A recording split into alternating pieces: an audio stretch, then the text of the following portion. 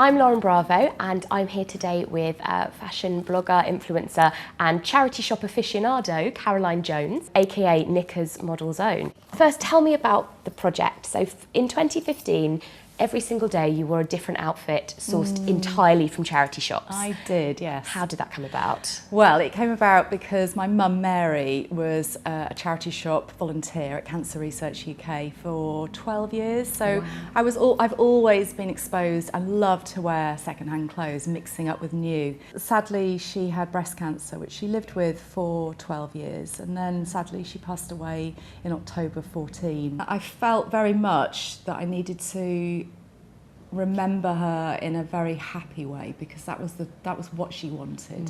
At the end of the year, I raised £67,000, including gift aid. Incredible. And so since the challenge finished, you're still dressing in charity shops predominantly, are you? Predominantly, yeah. I'm mixing up new, which is lovely, sort of adding in new, but predominantly pre-loved. Most of my wardrobe, probably 85% of my wardrobe is second-hand. Wow. Shoes.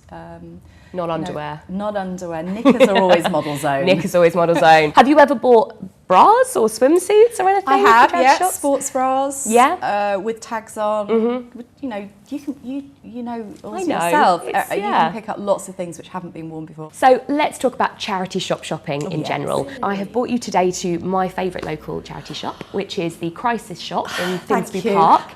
I have a lot of love for the old-fashioned style of charity shop, the jumble sale bargain bin, 50p, chuck it all in charity shop. But actually, there are so many of these incredibly beautifully curated charity boutiques around these days. I think people might be thinking, well, it's all right for you in London, you know, some areas you've got these very trendy charity shops, and if I go into my local charity shop, I'm not going to find that.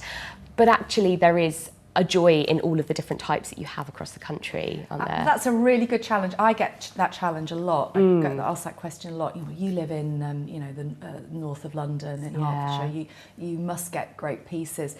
People donate fantastic pieces. It doesn't necessarily mean that I want to wear that's it. Those brands first of all, or whether they're in my size. And I have challenged myself. I have been into shops which, from first impressions, you think there's probably nothing in here, it's not going to work. Yeah. But they're often the little gems where you pick up a Jaeger jacket or some beautiful leather shoes, or just as little pieces that you aren't expecting. Yeah. And that's the joy actually of pre-love shopping, is you don't know what you're going to find. You just don't anywhere. know. So let's talk a bit about trends. So if people think that they can't shop in charity shops and also be on trend, what do you say to that? The amazing people that run charity shops are also tuned into high street trends. This is it. They're curating things for us. All the time. So it's great to see a window that's got floral going on in it, double floral. I mean, that's so cool. Yeah. I think pay attention to high street trends, pick up on social, online, on magazines, and just use those elements. So if somebody says to you, Caroline, I want to shop more in charity shops, but I just don't get it right, where do I start? What do you tell them? Well, I think you need a few rules, really. I think you need to know and accept your body shape. I think that's where a lot of people go wrong. I've made that mistake myself. Oh, well, you know, maybe in 6 months I will have lost some weight, and therefore I'm not going to try anything on. I'm just going to put up with things. And I very much feel that you should be dressing for what you are right at the moment, and that your wardrobe should reflect that. So my wardrobe, everything in it fits me. But I think in second-hand shopping world, I ignore the labels. And somebody did say to me a while back, what's your size? And I said, well, I don't really know, roughly 8 to 18. Anything, I'll try anything on, and I will.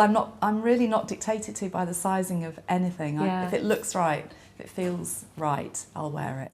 I always say to people as well, you should only shop if you have a gap in your wardrobe.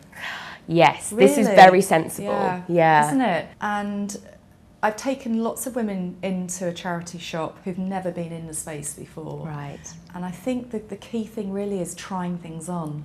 Just take things into the changing room, give yourself some space, try them on. Give it a go. Try them on. You never know. Exactly, you'll never know. Are there any items that you think are particularly good to go to charity shops for? I know trench coats.